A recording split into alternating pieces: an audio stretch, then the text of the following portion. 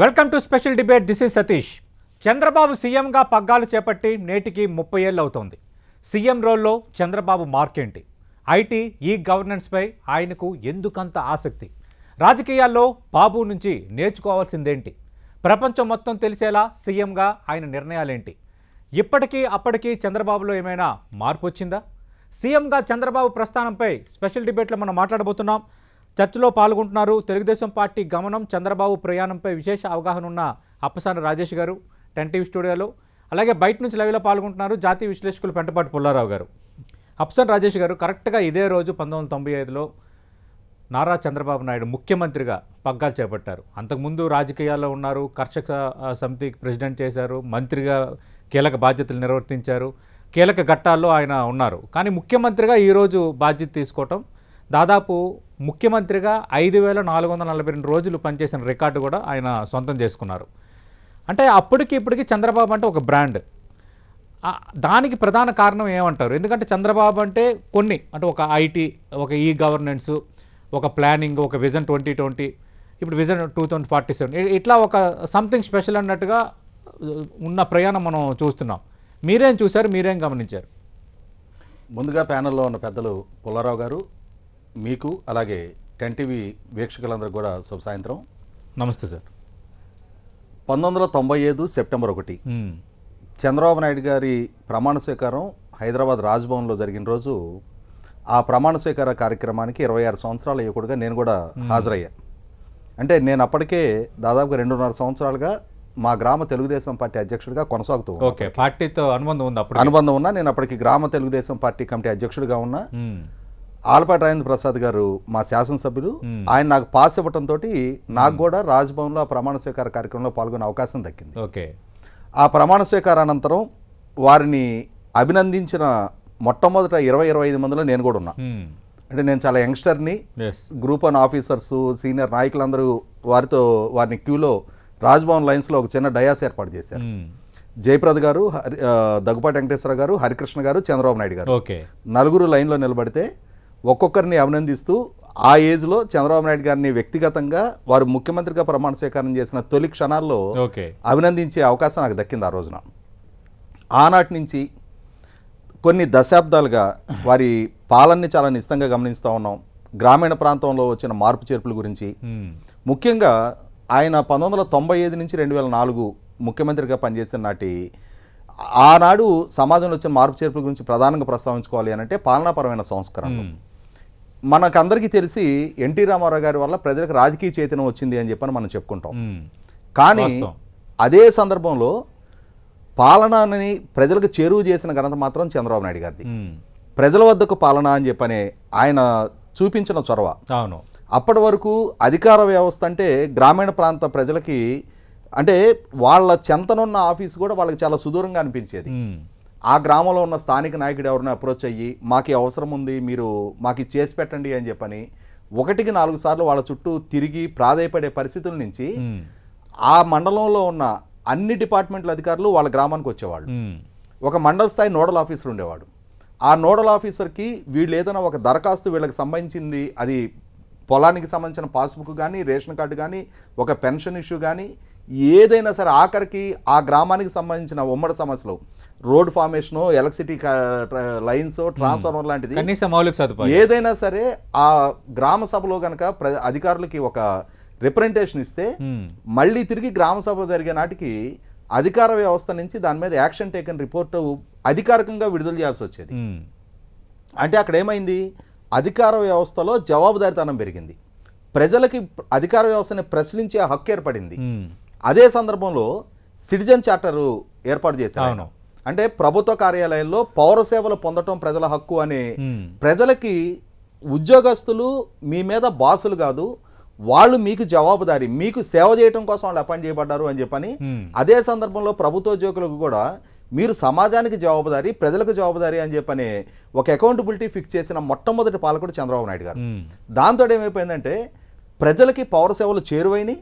అదే సందర్భంలో ఈ సేవా కేంద్రాల ఏర్పాటు ద్వారా పౌర సేవలను సులభతరం చేశారు. ఇక మీకు రిజిస్ట్రేషన్ ఆఫీసుల దగ్గర నుంచి ఆఖరికి పోలీస్ స్టేషన్ల వరకు డిజిటలైజేషన్ ప్రక్రియతోటి మీకు సమాచారం చాలా తేలిగ్గా పొందడానికి ఆస్కారం కలిగింది.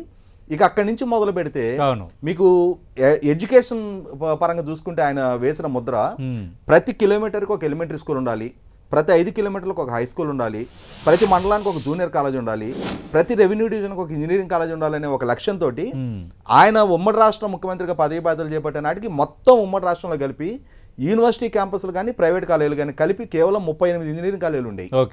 ఆ రోజుల్లో ఈ 38 కాలేజీలో అడ్మిషన్ దొరకని ఇంకెవరైనా కొంచెం ఆర్థికంగా స్తోమత ఉన్న వాళ్ళు కర్ణాటక, మహారాష్ట్ర, తమిళనాడు డొనేషన్ కట్టి చదువుకునే పరిస్థితులు.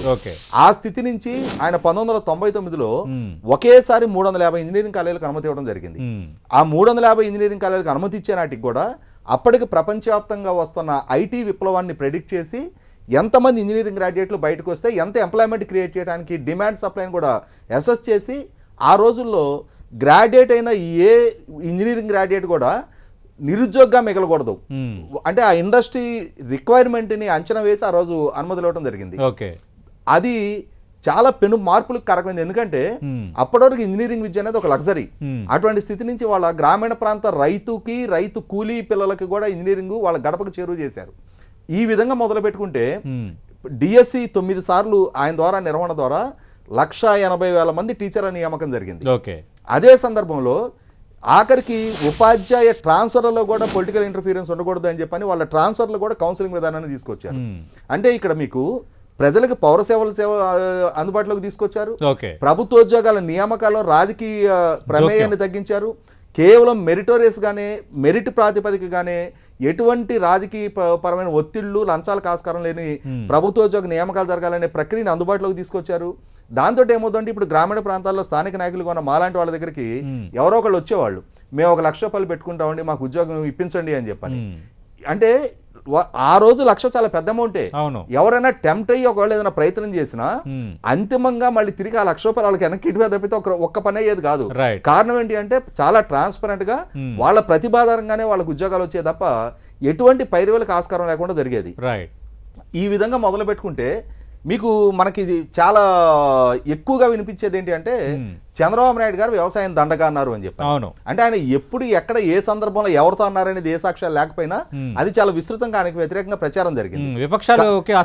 కానీ వాస్తవంగా మీకు 97, 98 నాటికే అప్పుడు డిపార్ట్మెంట్ ఆఫ్ హార్టికల్చర్ ద్వారా కూరగాయల విత్తనాలు, పండ్ల మొక్కలు 50% సబ్సిడీకి ఆయన పాలనా హయాంలోనే రైతులకు అందాయి. అలాగే పవర్ స్ప్రేయర్ లాంటి అగ్రికల్చర్ ఎక్విప్మెంట్ కూడా 50% సబ్సిడీకి రైతులకు ఇవ్వగలిగేవాళ్ళు. ముఖ్యంగా మాట్లాడుకుంటే 2014-19 మధ్యలో 26,000 ట్రాక్టర్లు రైతురథం పేరుతో రైతాంగానికి ఇవ్వటం జరిగింది. హార్వెస్టర్లు, రోటవేటర్లు, బేలర్లు, తైవాన్ స్ప్రేయర్లు, మంచింగ్ షీట్లు, ఇట్లాంటి అగ్రికల్చర్ ఎక్విప్మెంట్ అయితే అంటే అగ్రికల్చర్ మెకనైజేషన్ పెంచాలనే ఉద్దేశంతో విపరీతంగా సబ్సిడీ మీద రైతాంగానికి ఇవ్వడం జరిగింది. ఇంకా ముఖ్యంగా మాట్లాడుకుంటే మీకు రాయలసీమ ప్రాంతంలో ఉన్న తక్కువ నీటి కొరత, అక్కడ ఉన్న కొద్దిపాటి నీటి వనరులను సద్వినియోగం చేసుకొని అక్కడ వీలైనంత ఎక్కువగా ప్రొడక్టివిటీ రప్పించాలనే ఉద్దేశంతో 90% సబ్సిడీతో 17 లక్షల ఎకరాలకి డ్రిప్ పరికరాలు ఇవ్వడం జరిగింది 2014-19 మధ్యకాలంలో.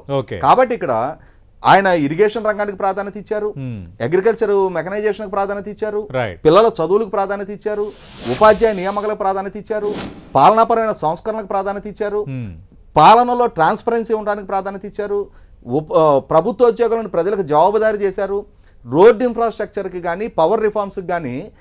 అంటే ఆ రోజుల్లో మనకి అంటే పవర్ కన్జంప్షన్ పెరుగుతూ ఉన్న టైము, ఆ రోజుల్లో ఆ పవర్ కన్జంప్షన్కి సరిపోను డిస్ట్రిబ్యూటరీ నెట్వర్క్ ఉండేది కాదు.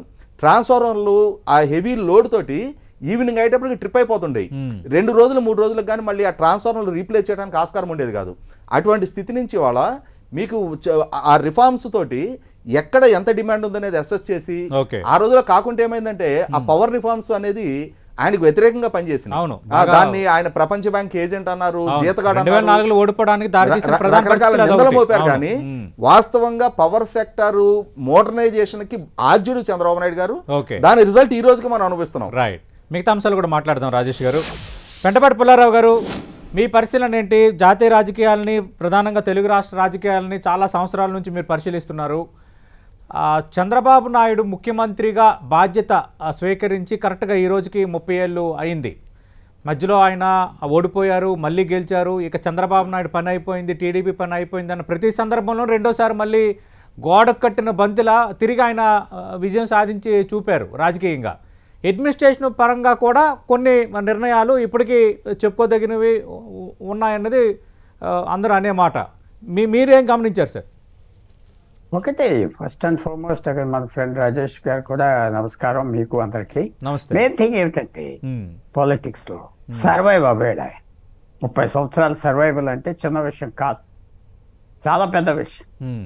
ఏ పెద్ద నేషనల్ పాలిటిక్స్ స్టేట్ పాలిటిక్స్ లో చాలా తక్కువ మందికి ఈ ఆపర్చునిటీ అదృష్టం వస్తాయి. సర్వైవల్.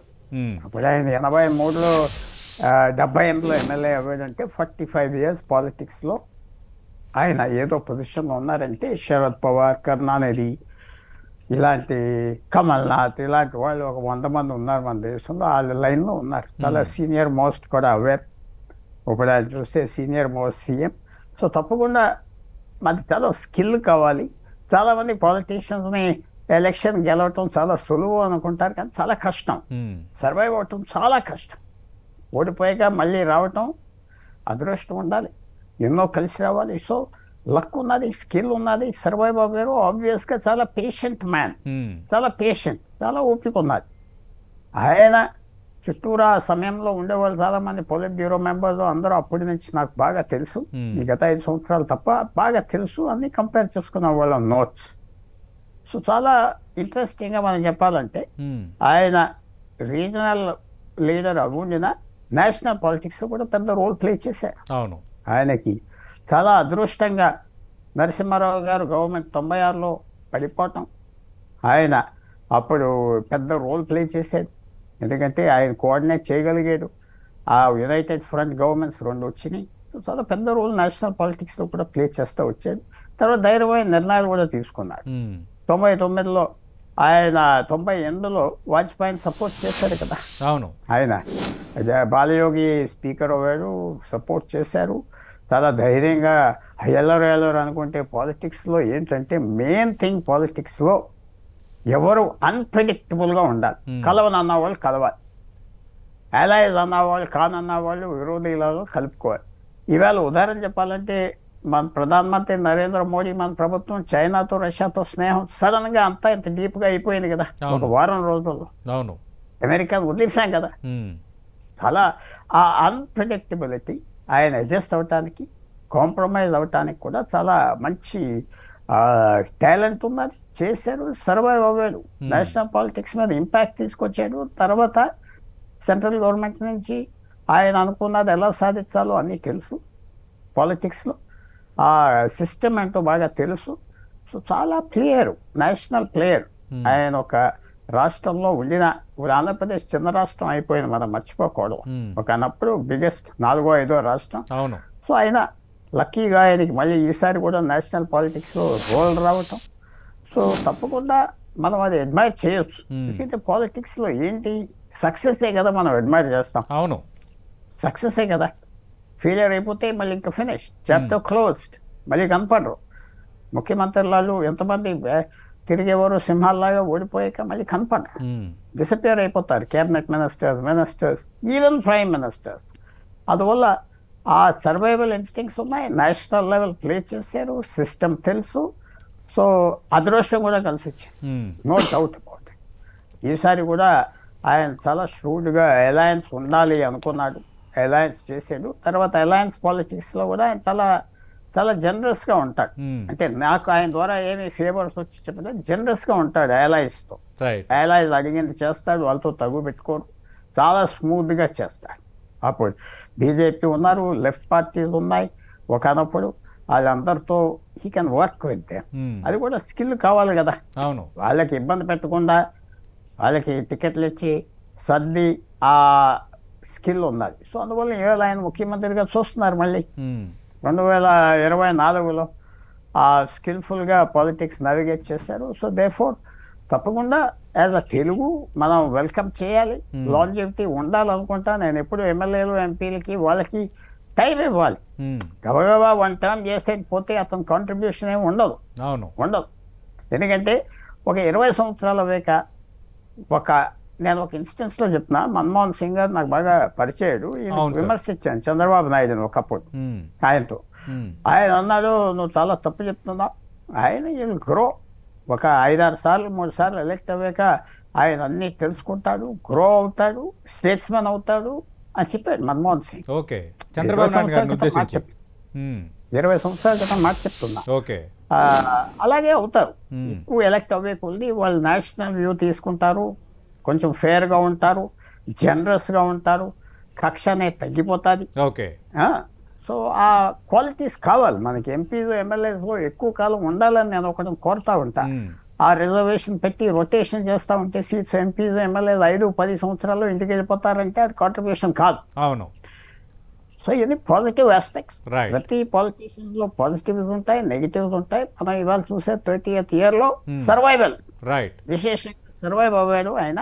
స్టేట్ విడిపోయినా సర్వైవ్ అవ్వాడు, గవర్నమెంట్స్ మారిపోయినా సర్వైవ్ అవ్వాడు. So as far as politics is concerned ఆయన గ్రేట్ ప్రాక్టీషనర్ అని మాత్రం మనం అనుకోవచ్చు. రైట్. అంటే అప్సన్ రాజేష్ గారు, ఇక్కడ ఇదొక అంశం. కానీ ఏంటంటే పదే ప్రతిపక్షాలు, ఇప్పుడున్న వైఎస్ఆర్ కాంగ్రెస్ పార్టీ కానీ అంతకుముందు కాంగ్రెస్ కానీ, అంటే వెన్నుపోటు పొడిచి ముఖ్యమంత్రి అయిపోయాడు చంద్రబాబు నాయుడు, 95లో అధికారాన్ని లాక్కున్నాడు అని ప్రధానంగా ఆరోపిస్తుంటారు. ఈ ఆరోపణ ఇప్పటికీ ప్రతిపక్షాలకి అదొక అస్త్రం, అదొక చేతిలో ఉండేదే. దానిపై మీరేమంటారు అప్పుడు ఈ ఆరోపణపై? ఇప్పుడు ఒకటి వాస్తవ పరిస్థితి ఏంటంటే 1984లో ఒకసారి ఎన్టీ రామారావు గారు పదవిచ్యుతులు అయ్యారు, 1995లో రెండోసారి పదవిచ్యుతులు అయ్యారు. అవును. అంటే వారు ప్రజల నుంచి అద్భుతమైన మెజార్టీతో అధికార బాధ్యతలు చేపట్టిన తర్వాత కూడా రెండు భిన్న పరిస్థితుల్లో వారు పదవిచ్యుతులు అయ్యారు. కానీ 1984లో ప్రజల నుంచి స్వచ్ఛందంగా ఒక ఉద్యమ నిర్మాణం జరిగింది. రామారావు గారు వచ్చి మీరు నాకు అండగా నిలబడండి అని చెప్పని అడిగేలోపు కానీ ప్రజలే చాలా స్వచ్ఛందంగా చాలా స్పందించారు. ప్రజాస్వామ్య పరిరక్షణ ఉద్యమం. ఆ సందర్భంలో మీరు ఒకసారి గుర్తు చేసుకుంటే అనంతపురం జిల్లా రాయదుర్గంలో పోలీస్ కాల్పుల దాకా దారితీసింది పరిస్థితి. చివరికి ఆగస్టు 16, 1984లో ఎన్టీ రామారావు గారిని బర్తరఫ్ చేస్తే మళ్ళీ తిరిగి నెల రోజుల్లో సెప్టెంబర్ 16, 1984 రామారావు గారిని మళ్ళీ ముఖ్యమంత్రిగా ప్రతిష్ఠింపజేసిన పరిస్థితులు ప్రజల నుంచి వెల్లువెత్తిన ఉద్యమ నేపథ్యంలో. మరి 1995లో అదే ప్రజలు, అదే పార్టీ శ్రేణులు, మరి వీరి వైపు నుంచి స్పందన ఎందుకు లేదు? అంటే రామారావు గారికి జరిగింది వెన్నుపోటు అయి ఉంటే, అంటే పార్టీ ఆమోదం, కుటుంబ ఆమోదం గనక లేకుండా రామారావు గారి నుంచి బలవంతంగా వెన్నుపోటు రూపంలో గనక పదవిని చంద్రబాబు నాయుడు గారు దక్కించుకొని ఉన్నట్టయితే ప్రజలకేం మొహోటం లేదు. చంద్రబాబు నాయుడు గారి కుటుంబ సభ్యులంటే సరే, తండ్రి కాకుండా బావ అని చెప్పని వాళ్ళు మౌన పాత్ర పోషించవచ్చేమో. కానీ పార్టీ కార్యకర్తలకి 10 నెలల క్రితం రామారావు గారి మొహం చూసి ఓట్లేసిన ప్రజలకి వాళ్ళకేం మొహోటం? వాళ్ళు ఎందుకు మౌన పాత్ర వహించారు ఆ రోజున? ఆ రోజున పార్టీ కార్యకర్తలు అలాగే కుటుంబం రామారావు గారికి ఓట్లేసిన కోట్లాది మంది ఓటర్లతో కూడా కలిపి ఈ నాయకత్వ మార్పుని స్వాగతించారు. కాబట్టి 1984లో లాగానే రామారావు గారు ఈ సందర్భంలో కూడా ప్రజల మధ్యకు వెళ్ళారు. కానీ ప్రజల నుంచి స్పందన వ్యక్తం కాల. అంటే తన పార్టీ తన నుంచి దూరం జరిగింది, తన శ్రేణులకు తాను దూరం అయ్యానన్న వాస్తవాన్ని రామారావు గారు కూడా గ్రహించారు.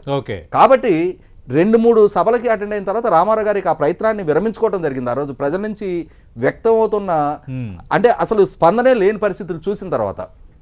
కాబట్టి అది ఆ రోజు ఏ పరిస్థితుల కారణం ఏంటి అనేది ఇప్పుడు ఆ లోతుకెళ్తే చాలా విషయాలు మనం టైం కన్స్టెంట్ ఇవన్నీ దాదాపు 2 తెలుగు రాష్ట్రాల ప్రజలకి అవన్నీ విధితులే ఆ రోజున. కానీ ఆరోపణ ఉండిపోయింది అలాగా. అదే అంటున్నా. కాబట్టి ఏంటంటే ఇక్కడ కోట్లాది మంది ఆయనకు ఓట్లేసిన ప్రజలు ఆయన ఆమోదించారు. అన్నిటికన్నా ముఖ్యంగా లక్షలాది కార్యకర్తలు, వాళ్ళ పార్టీ, వాళ్ళ నాయకుడు, ఆ నాయకత్వ మార్పుని పార్టీ కుటుంబం కలిపి సమిష్టిగా తీసుకున్న నాయకత్వ మార్పుని వాళ్ళు స్వాగతించారు. వాళ్ళ ఆమోదం దక్కింది కాబట్టే 1999లో కూడా అదే శ్రేణులు, అదే జెండా నీడన, అదే చంద్రబాబు నాయుడు గారు వెనక నడిచి ఆయన్ని ఎన్నికల్లో గెలిపించుకోగలిగారు.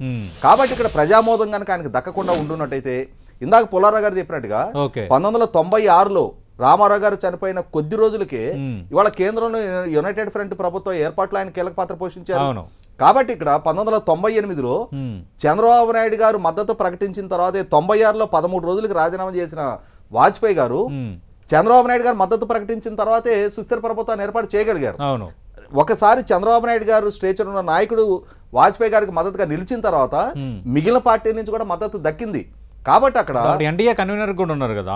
అదే అంటున్నా, జయలలిత గారి అవిశ్వాస తీర్మాన నేపథ్యంలో 1999లో మళ్ళీ ఎన్నికలను ఎదుర్కొన్నా తర్వాత 5 సంవత్సరాలు మళ్ళీ సుస్థిరంగా ఎన్డీఏ ప్రభుత్వం కొనసాగలిగింది అని అంటే జాతీయ స్థాయిలో కూడా చంద్రబాబు నాయుడు గారు పోషించిన కీలక పాత్ర.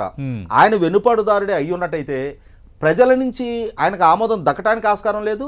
1999 ఎన్నికల్లో 42 స్థానాలున్న పార్లమెంట్ కి 36 స్థానాలు ఎన్డీఏ కూటమి దక్కించుకుంది. 29 తెలుగుదేశం, 7 భారతీయ జనతా పార్టీ. కాబట్టి అక్కడ ప్రజామోదం దక్కించుకున్న నాయకుడు చంద్రబాబు నాయుడు గారు. ఈ వెన్నుపోటు అనేది ఆనాటి నుంచి ఈనాటి కాదు, ఆయన జీవిత చరమాంకం వరకు ఆయన ప్రత్యర్థులు దాన్ని ఒక అస్త్రంగా వాడే ప్రయత్నం చేస్తుంటారు. కానీ ఇవాళ దాన్ని ఎవరు పరిగణలోకి తీసుకుంటున్నారు అనేది ఇంపార్టెంట్. ఇవాళ ఈ ఆరోపణలు చేస్తున్న వాళ్ళ పార్టీ నాయకులు, శ్రేణులు కూడా దాన్ని ఎప్పుడో మర్చిపోయారు. ఎందుకంటే 3 దశాబ్దాల కాలంలో ఆయన ఒక ప్రూవెన్ ఫ్యాక్టర్. 2014లో నెగ్గారు, 2024లో నెగ్గారు. గడిచిన 30 సంవత్సరాల్లో 15 సంవత్సరాలు ఆయన ప్రధాన ప్రతిపక్ష నాయకుడిగా, 15 సంవత్సరాలు రాష్ట్ర ముఖ్యమంత్రిగా కొనసాగున్నారు. ప్రజా జీవితంలో ఉన్నారు, ప్రజలతో మమేకమవుతూ ఉన్నారు, పాలకుడుగా ఉన్నారు. కాబట్టి ఇక్కడ ఇవాళ ఈ నిందలతోటి ఆయన ఏదో డిఫేమ్ చేయగలము అని అనుకుంటే ఆయన వెన్ను చూపల ఈ ఆరోపణలు చేసిన వాళ్ళు చాలా మంది కాలగర్భంలో కలిసిపోయారు. రైట్. పుల్లారావు గారు, మనం ఇంకో ఇది చూస్తే ఆయనకు ఉన్న వచ్చు కానీ సమ్వాట్ అంటే ఇప్పుడు ఇంటర్నేషనల్ ఇమేజ్, అటు బిల్ గేట్స్ వచ్చిన తర్వాత అంతకుముందు అమెరికా అధ్యక్షుడు వచ్చిన, అంటే ఎవరు వచ్చినా కూడా అంటే ఆయన ఒక డైనమిక్ సిఇఓ, ఐటీ, తర్వాత కొంచెం ప్రపంచ పటంలో తెలుగువారు కనిపించాలి అంటే ఈ మైండ్ సెట్ని, ఈ యాటిట్యూడ్ని, ఈ ఫోర్కాస్ట్ని మీరు ఎలా విశ్లేషిస్తారు? ఇది చెప్పకముందు ఒక చిన్న పాయింట్ రాజేష్ గారు చెప్పిన దానికి నేను చెప్పాలి. నాకు సెప్టెంబర్ 2nd వీక్ 95లో ఎన్టీ రామారావు గారి నుంచి నాకు కవర్ వచ్చింది. ఎర్ర నారాయణ స్వామి గారు అనే very big leader of coastal Andhra, MP, zilla parishad chairman. అప్పుడు నాకు కవర్ చేసి asked me to join this party. And అప్పుడు ఏలూరు సీట్ పార్లమెంట్కి పోటీ చేయడానికి ఐ యాక్సెప్టెడ్. ఆయన గెలుస్తాడు, ఓడిపోతాడు, ఉంటాడు, ఉండడు నేను చూడను. నేను నారాయణ స్వామి గారు వెరీ రెస్పెక్టెడ్ లీడర్ అండ్ అధికారంలో లేడు. I join him and became. NT Rama Rao గారు నాకు చాలా ఎక్సెస్ ఇచ్చారు. ఆయన చనిపోయే రోజు ముందర 3 times కలిశాను. లాస్ట్ 7 o'clock కలిశాను. ఏలూరులో దిగాను, నెక్స్ట్ మార్నింగ్ చచ్చిపోయారని తెలిసింది. అవన్నీ ఎందుకంటే I saw what he went. But రాజకీయంలోనూ లైఫ్లో వెన్నుపోటు అనే మాట లేదు. అదంతా చాలా బ్యాడ్ వర్డ్. ఎందుకంటే పాలిటిక్స్లో నీకు నచ్చకపోతే వెళ్ళిపోవాలి. నేను మీ షోస్లో చాలాసార్లు చెప్పాను, యాంటీ డిఫెక్షన్ లాస్కి అందరికీ నేను వ్యతిరేకం అని మీకు పూర్తిగా. ఎందుకంటే చాయిస్, మీరు ప్రయాణం చేయదలుచుకోలేదు, వెళ్ళిపోతారు, దాంట్లో తప్పు లేదు. ఒక నాయకుడు అనే అతను తప్పు చేసి ఉంటాడు, నువ్వు వాచ్ చేసుకోవాలి, కేర్ఫుల్గా చేసుకోకపోతే రెబెలియన్ వస్తుంది. సైన్యాల్లో రెబెలియన్ వస్తుంది, పాలిటిక్స్లో రెబెలియన్ వస్తుంది, అలాగే మార్పు వస్తుంది. మీకు అది మార్పు, అలాగే మార్పు వస్తుంది. లేకపోతే ఆ బ్రిటిష్ ఎలా పరిపాలిద్దాం ఉన్నది కదా వస్తుంది, అది నేను తప్పు అన్నాను. అది but I had direct seat అని నేను చెప్పబోతున్నాను. I contested Eluru. ఆయన చచ్చిపోయి కూడా వదలలేదు, ఎందుకంటే ఏదో పారిపోయామంటారని I lost. But NTR case జరిగింది, అది నేను యాక్సెప్ట్ చేస్తున్నా. ఎందుకంటే పాలిటిక్స్లో ఆ మాట కరెక్ట్ కాదు. వెన్నుపోటు ఇది అది అది కరెక్ట్ కాదు. ఎందుకంటే చాయిస్ ఉండాలి, మార్పుకు రెడీగా ఉండాలి. ఒక నాయకుడు సరిగ్గా చేయట్లేదంటే తోసేయడానికి బయటికి రావాలి, లేకపోతే డెమోక్రసీ ఎలా చెప్పండి. అవును, అది వదిలేసేయండి. అది నేను చెప్పాలని చెప్తున్నా. తర్వాత ఇప్పుడు తప్పకుండా ఆయనకి ఒక క్వాలిటీ ఏంటంటే మనం అడ్మైర్ చేయాలి. కొత్త నావెల్టీ, న్యూ ఎక్స్పీరియన్స్ అంటే ఆయన వెల్కమ్ చేస్తాడు. ఎవరు? చంద్రబాబు నాయుడు. క్విక్గా గ్రాస్ప్ చేస్తాడు, వాళ్ళకు ఫేర్ ట్రీట్మెంట్ ఇస్తాడు. అవన్నీ ఉన్నాయి. అంతగా ఆశ్చర్యం ఏంటంటే ఆయన ఏదో హార్వర్డ్లో చదవలేదు, లేకపోతే ఉస్మానియాలో చదవలేదు, తిరుపతిలో ఎక్కడో చదివి ఇదంతా గ్రాస్ప్ చేసాడంటే I have to admire it. మనం తప్పకుండా మనకి ఇప్పుడు నవీన్ పట్నాయక్ అన్నీ చేయగలుగుతున్నాడంటే ఆయన ఎడ్యుకేషన్ వేరు. అవును, ఎక్కడో ప్రివిలేజ్డ్గా పైకి వచ్చాడు. ఈయన చిన్న స్థాయి నుంచి వచ్చి ఇవన్నీ చేయగలిగాడు, గమనించగలిగాడు అంటే it is definitely to his credit. ఆ టైంలో ఇప్పుడు అందరూ ఆ మాటలు అంటున్నారు, అందరూ ఎగురుతున్నారు, అందరూ అదే డావోస్ అంటున్నారు, ఇక్కడ అక్కడ అక్కడ అక్కడ అక్కడ అంటున్నారు. ఆ రోజులో తప్పకుండా ఆయన అడ్వాన్స్గా ఉన్నాడని మనం కొద్దిగా ఒప్పుకోవాలి. ఎప్పుడంటే ఇదంతా హిస్టరీ. 20-30 సంవత్సరాల తర్వాత మనం ఫ్రీగా మాట్లాడుకోవచ్చు. ఆ రక్తం వేడిగా ఉండదు, మనం ఆబ్జెక్టివ్గా చూడవచ్చు. 20-30 సంవత్సరాల టైం చాలదు, కానీ బట్ ఒక జనరేషన్ 2 జనరేషన్స్ జరిగిపోయినాయి కదా ఆల్రెడీ. అంటే పుల్లారావు గారు నేను అదే అంటున్నాను, అప్పుడు జనరేషన్స్ వేరు, ఇప్పుడు జనరేషన్స్ వేరు, జనరేషన్ గ్యాప్ పెరిగింది. కానీ ఇంత టెక్నాలజీ పెరిగింది, సోషల్ మీడియా వీటి ఇంపాక్ట్ అన్నీ పెరిగాయి. కానీ ఆయన స్థానాన్ని, ఆయన ఫేమ్ని ఆయన అట్లాగే స్ట్రాంగ్గా కాపాడుకుంటూ వస్తున్న ఆయన ఎలా అర్థం చేసుకోవాలి? చాలా చాలా స్మార్ట్. వ్యవసాయం వేస్ట్ అన్నది ఆయన అన్నది ఏంటంటే ఆదాయం లేదు కదా వ్యవసాయం నుంచి. ఆ వరి వరి వరి వరి వరి వేస్తే 60-70 వేలు 50 వేల 40 వేలు వస్తుంది సంవత్సరానికి ఎకరానికి, అంతే కదా. ఆయన చెప్పింది హై ఇంటెన్సివ్ అగ్రికల్చర్ కావాలి, ఇన్కమ్ కావాలి, అది చేసుకోవాలి. ఆ లైన్లో తప్పే వల్లేదు. ఏంటంటే ఓ మాట తీసుకుని ఇలా అన్నాడు, అలా చేస్తాడు, ఇదా అదా అదే అదే అని చెప్పడానికి ఎవరి మీద అయినా అది రావచ్చు. అది చాలా ఫ్యూచర్కి ఆలోచించే మనిషి, తప్పకుండా మనం ఆ క్రెడిట్ ఇవ్వాలి. ఎస్, ఎన్నో మిస్టేక్స్ ఉంటాయి, ఎన్నో వీక్నెసెస్ ఉంటాయి, అవన్నీ ఉన్నాయి. చాలా వీక్నెసెస్ ఉంటాయి, ప్రతి ఒక్కరికి ఉంటాయి, ప్రతి నాయకుడికి ఉంటాయి. ఇప్పుడు నరేంద్ర మోడీ గారికి వీక్నెసెస్ ఉన్నాయి, స్ట్రెంగ్స్ ఉన్నాయి. సో అవన్నీ అలా ఉండగా ఆ టైం అప్పుడు ఆలోచించుకోవటానికి తప్పకుండా మనం ఆ క్రెడిట్ ఇవ్వచ్చు. రైట్, ఆ క్రెడిట్ ఇవ్వాలి. ఎందుకంటే అది 30 సంవత్సరాల క్రితం ఆలోచనలు రావటం, అది గ్రాస్ప్ చేయటం, it's definitely credit to him. Right. అంటే రాజేష్ గారు, ఇప్పుడు లీడర్స్ అందరూ కూడా అంటే ఎక్కువగా బయట జనబాహుల్యంలో చర్చ ఏంటంటే ఈ రియల్ ఎస్టేట్ వ్యాపారాలు చేసేవాళ్ళు వీళ్ళందరూ రాజకీయాల్లోకి రావటం, ఎన్నికలు ఖర్చు పెట్టుకోవటం, దానికి ఒక 10 అంతలు సంపాదించాలి మళ్ళీ వెళ్ళిపోవాలనే ధోరణి అని. అంటే సీరియస్గా పాలిటిక్స్ చేసేది ఇది తగ్గుతోంది. అంటే అలాంటి వారికి కానీ మిగతా సీరియస్ రాజకీయం చేయాలనుకునే వారికి కానీ చంద్రబాబు నుంచి ఏం నేర్చుకోవాలి? ఇప్పుడు చంద్రబాబు నాయుడు గారు ఒక ట్రూ పాలిటీషియన్ అండి. అంటే ఆయనకి తెలిసింది రాజకీయమే. రాజకీయంలో సర్వైవల్ అవ్వటం కోసం ఆయన ఎంచుకున్న మార్గం ఏంటి అంటే, రాజకీయ నాయకులు చాలామంది ఉన్నారు. మనం ఏదైనా ఒక తప్పు చేస్తే ఎప్పుడో ఒకప్పుడు ఎక్కడో దగ్గర సమాధానం సంజేషించుకోవాల్సిన పరిస్థితులు ఉత్పన్నం కాకూడదు అనే భయం ఉన్న నాయకుడు ఆయన. సో ఎప్పుడైనా సరే సమాజం పట్ల భయపడే నాయకుడితోటి సమాజానికి మేలు జరుగుద్ది. రైట్, నాకేంటి నన్ను ఎవరేం చేస్తారు అని చెప్పనే బరితెగింపు ఉన్న నాయకుడు తోటి సమాజానికి హాని జరుగుద్ది. కాబట్టి చంద్రబాబు నాయుడు గారు మొదటి నుంచి కూడా సమాజం పట్ల బాధ్యతగా వ్యవహరించారు.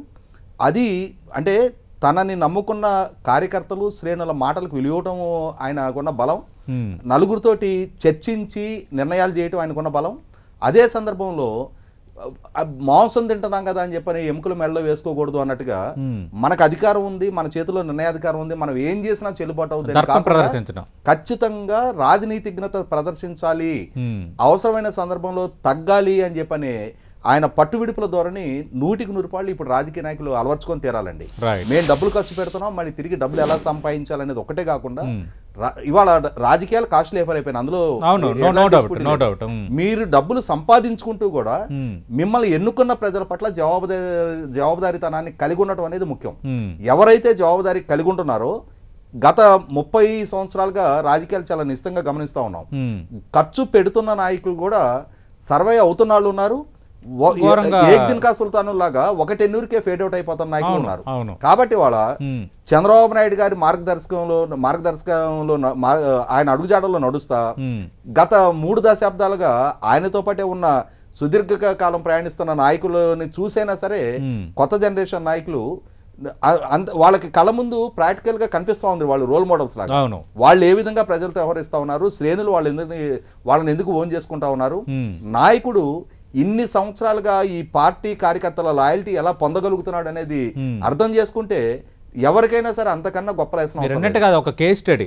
ఆయన ప్రయాణం, ఆయన రాజకీయ నిర్ణయాలు, ఆ పాలిటిక్స్ ని నడపడం అనేది ఇట్స్ కేస్ స్టడీ. ఖచ్చితంగా మీరు అన్నట్టుగా ఈ తరం రాబోయే తరం కూడా ఖచ్చితంగా దాన్ని ఒక కేస్ స్టడీగా తీసుకుంటే కొంత సమాజానికి మేలు జరిగే వాతావరణమే. పెంటపాటి పుల్లారావు గారు, మీరైనా రాజేష్ గారైనా, అంటే ఎన్ని చెప్పినా కూడా చాలా మనం మాట్లాడుకోవాల్సినవి ఉంటాయి. అందుకు కీలక అంశాలపైన మనం చర్చించాం. ఖచ్చితంగా తెలుగు చరిత్రలో ఆయనకు ఒక పేజీ ఉంటుంది, అటు అడ్మినిస్ట్రేషన్ పరంగా కానీ రాజకీయాల పరంగా కానీ. ఆయన శైలి కొంత విభిన్న శైలి, ఆ విషయంలో రెండో అభిప్రాయం లేదు. ఇదే రోజు ముఖ్యమంత్రిగా బాధ్యతలు స్వీకరించిన రోజు ఇప్పుడు కూడా ముఖ్యమంత్రిగా కొనసాగుతున్నారు ఆంధ్రప్రదేశ్ ముఖ్యమంత్రి నారా చంద్రబాబు నాయుడు గారు. టీవీ కూడా చంద్రబాబు నాయుడు గారికి ప్రత్యేకంగా శుభాకాంక్షలు తెలియజేస్తోంది. థ్యాంక్ యూ రాజేష్ గారు. థ్యాంక్ యూ పెంటపాటి పుల్లారావు గారు. ఇది ముఖ్యమంత్రిగా 30 ఏళ్ళు చంద్రబాబు నాయుడు పై టీవీ స్పెషల్ డిబేట్.